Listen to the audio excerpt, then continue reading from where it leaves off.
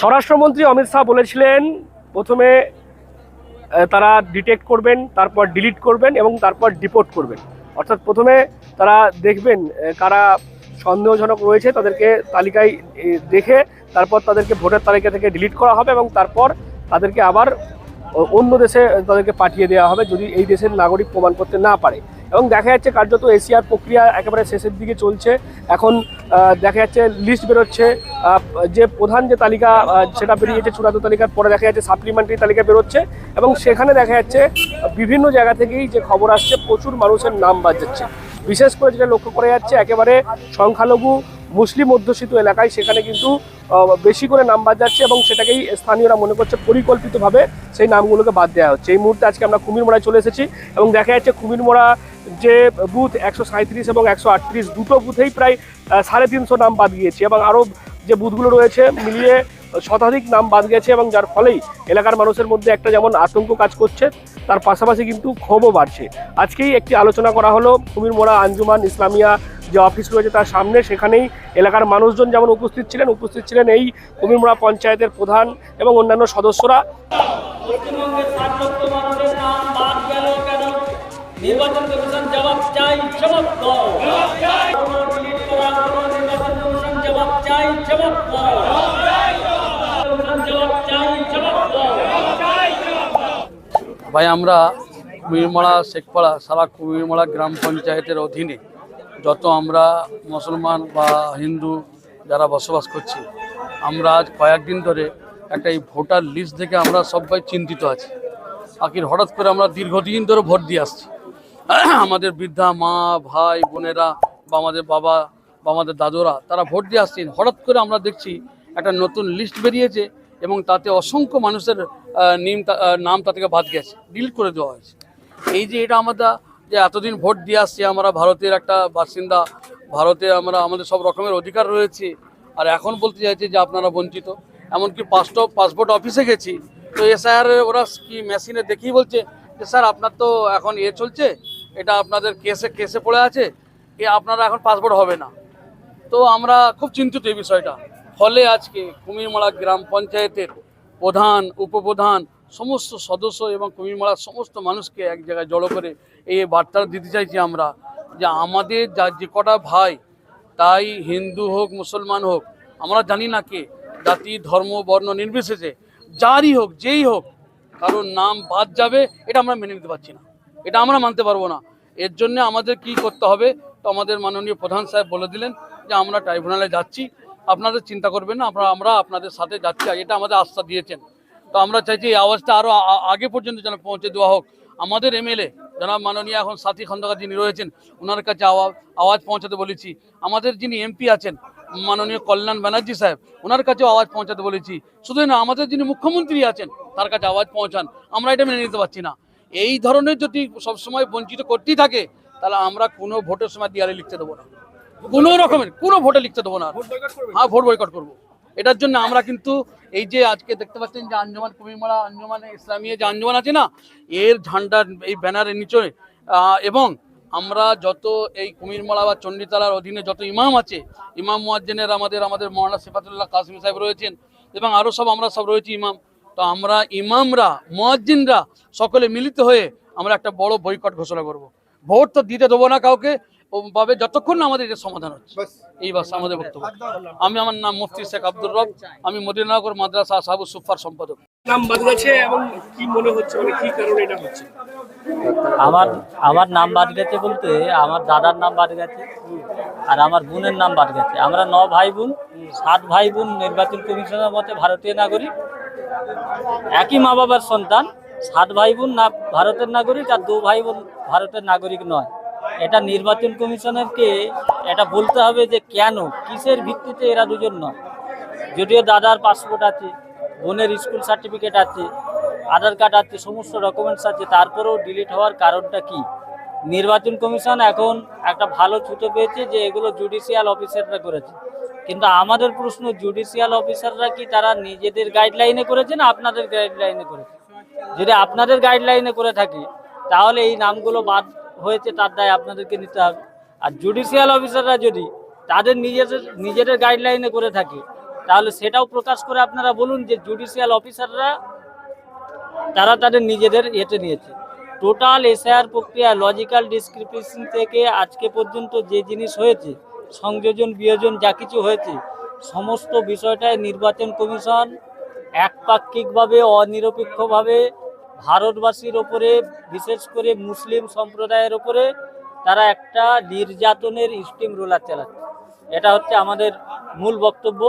আমার বাড়িতে দুজন বাদ গেছে বলে নয়, 2002-এ আপনাদেরকে এর আগের বার আপনাদেরকে দেখিয়েছিলাম যে 2002-এ আমার বড় ভাবির নাম আছে, অথচ তাকে চিঠি করা হয়েছে তার নাকি তার বাবার থেকে বয়স 15 বছরের কম, অথচ ভোটার কার্ড দিয়ে আমি প্রমাণও দেখিয়েছিলাম, আপনাদের কাছে আছে সেই তথ্য, যে একদম বেসলেস, ভিত্তিহীন।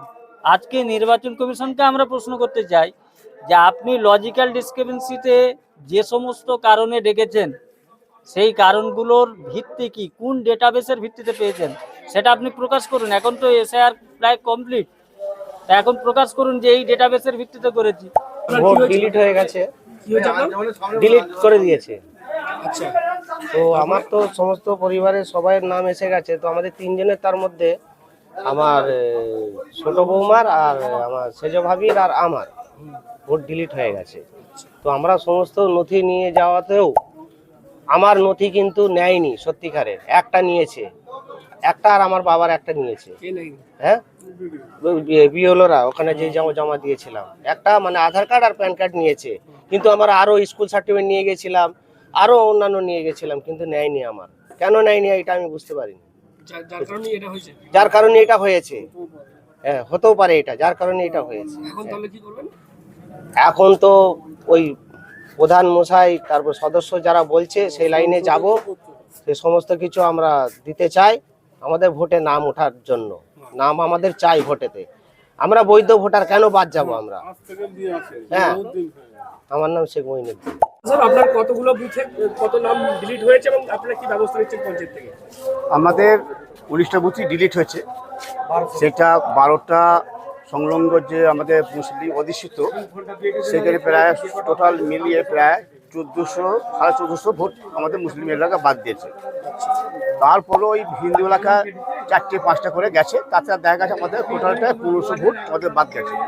তো এই 1500 ভোটটা তো আমরা এই আজকে বা কালকে ট্রাইব্যুনাল খুললে আমরা এইখান করে যারা নাম আসেনি তাদের মাইকে বলেও দিলাম, তারা আমার এখানে গ্রাম পঞ্চায়েতে যারা সদস্য আছে বা নেতৃত্ব দিচ্ছে, তারা তাদের কাছে কাগজপত্র নিয়ে আমরা কিছু আমাদের নেতৃত্ব, কুমিরমারা গ্রাম পঞ্চায়েত নেতৃত্ব আমরা গিয়ে ট্রাইব্যুনালে যাবো, চুচড়ায় যাবো। সকলকে যাওয়া দরকার নেই, যদি প্রয়োজন লাগে যে সকলকে, প্রত্যেক মানুষের যাদের ভোট ওঠে আসতে হবে, তখন আমরা ডেকে নেব। তো আমরা এখনও বলে দিচ্ছি যে আমাদের গ্রাম পঞ্চায়েতে প্রায় 1500 ভোট আমাদের ডিলেট হয়ে গেছে। সেটা কতগুলো বুথ আছে? এটা 1500 বলতে 1400 ধরুন, 1360টা টোটাল মুসলিম বুথে 12টা, আর ওই 7টা বুথে হিন্দু এলাকা 4টে, 5টা, 6টা করে গেছে। টোটাল আমাদের 1590 বা 1490-1500 গেছে। তো এইটা যাতে সকলের যেন ওঠে, যাদের হিন্দু এলাকায় যদি 70টা বাদ গেছে সে তারও ওঠে, আমাদের মুসলিম ভাইরা যাদের বাদ গেছে সেটাও যেন ওঠে, সেটা আমরা আমাদের নেতৃত্ব, কুমিরমারা গ্রাম পঞ্চায়েত নেতৃত্ব, এখানে নেতৃত্ব, আমরা ট্রাইব্যুনালে যাব, আমরা যা ডকুমেন্টস নিয়ে আমরা জমা দেবো। যদি মনে হয় যদি আমাদের এইখান করে কিছু মানুষ যারা ভোটার লিস্টের নাম ওঠেনে তাদের ডাকে, তাহলে আমরা লিস্টে নিয়ে যাবো। তো আমরা এদের পাশে আছি। কি মনে হয় এটা কি বিজেপির ইন্ধনে নির্বাচন কমিশন? হ্যাঁ, এই তো আপনারা জানেন, তো আপনি নিশ্চয়ই জানেন, পশ্চিমবাংলা বিরোধী দলের নেতা শুভেন্দু অধিকারী আগেই বলেছিল ভোটের 3 মাস আগে যে এইখান থেকে 1 কোটি বাদ বলেছে, আপনারা নিশ্চয়ই শুনেছেন, 1 কোটি বাদ দেওয়া। আর এখানে 2 লক্ষ রোহিঙ্গা আছে, তো রোহিঙ্গা দেখা খুঁজে করে দেখলো সারা পশ্চিমবাংলা 3টে মাত্র রোহিঙ্গা। তো এইখানে পরিকল্পনা করছে যে মুসলিম বুথগুলো অধিষ্ঠিত যেগুলো, তা সব তৃণমূল কংগ্রেস করে। তাহলে এইগুলো যদি আমার 600 কত বুথে বিধানসভায় যদি 50টা করে ভোট কাটতে পারি, তাহলে বর্তমানে বিজেপি এখানে পারে আসবে। এই পরিকল্পনা কষেছে, কিন্তু আমরা সেই পরিকল্পনা করতে দেবো না। আমরা আবার জিতবো। আমরা যারা ছেলেরা বাইরে আসে তাদেরও বলেছি যে 2035 থেকে 40-এর মধ্যে আবার হবে এটা, তারা তোমরা সব চলে আসো, আগামী ভবিষ্যতে তোমার ছেলেপুলে না ভোগে, তারা যারা ভোট দিতে সব চলে আসে। তাহলে আমরা দেখি যে খারাপ কুমিরমারায় যদি 1400 বার যায়, আমাদের এমনি এখানে 3165 লিড, কিন্তু 14 বার গেলে আমরা কিন্তু লিড আছি। তারপরে আমরা যারা যারা সারা কুমিরমারা পুরো আমাদের পরবে বাড়ি আসেননি এবং এই ভোট দেওয়ার জন্য ওনারা সব আসছেন।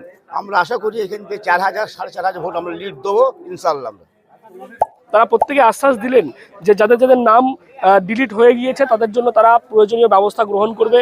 কারণ আমরা দেখেছি ইতিমধ্যেই নির্বাচন কমিশনের পক্ষ থেকে ট্রাইব্যুনাল তারা ওপেন করবে বলেছে, এবং সেই ট্রাইব্যুনালে যাদের নাম বাদ গিয়েছে তাদেরকে আবেদন করতে হবে, এবং সেই আবেদন প্রক্রিয়া যাতে সাধারণ মানুষ তারা করতে পারেন সেই কারণে পঞ্চায়েতের পক্ষ থেকে প্রধান যেমনটা জানিয়েছেন তারা সেই ব্যবস্থা করবেন, মানুষের পাশে থাকবেন। এবং প্রধানের যেটা অভিযোগ যে নির্বাচন কমিশন একেবারে বিজেপির অঙ্গুলি হিলনে তারা ইচ্ছাকৃতভাবে, কিন্তু যেহেতু তারা মনে করেন বিশেষ করে বিজেপি যেমনটা বারবার দাবি করে যে সংখ্যালঘু মুসলিম ভোটগুলো অধিকাংশই তৃণমূলের ভোট ব্যাংক, এবং সেই কারণেই এই ভোটগুলোকে বাদ দিতে পারলে বা ডিলিট করতে পারলে সেক্ষেত্রে বিজেপির ক্ষমতায় আসার সুবিধা হবে, সেই কারণেই এটা কার্যত নির্বাচন কমিশন করছে, এমনটাই কিন্তু অভিযোগ করছেন এই যে কুমিরমারা পঞ্চায়েতের প্রধান থেকে শুরু করে সদস্যরা। তবে স্থানীয় মানুষজন দেখছেন আলোচনার শেষে যেমনটা বলছেন যে তারা চাইছেন যে যে নামগুলো ডিলিট হয়েছে বৈধ জেনুইন ভোটার তাদের নামগুলো যাতে তারা ফিরে আসে সেই আবেদনই তারা করছেন। এবং দেখা যাচ্ছে এভাবেই দিকে দিকে দেখা যাচ্ছে প্রচুর মানুষের নাম বাড়ছে, এবং তা নিয়ে এলাকাতেও বাড়ছে কিন্তু ক্ষোভ। আপনারা কি বলবেন এই বিষয় নিয়ে অবশ্যই কমেন্ট করুন কমেন্ট বক্সে। এরকম আরও খবর পেতে নজর রাখুন ডিএনএন বাংলা। ডিএনএন বাংলা সবার মনে সবার।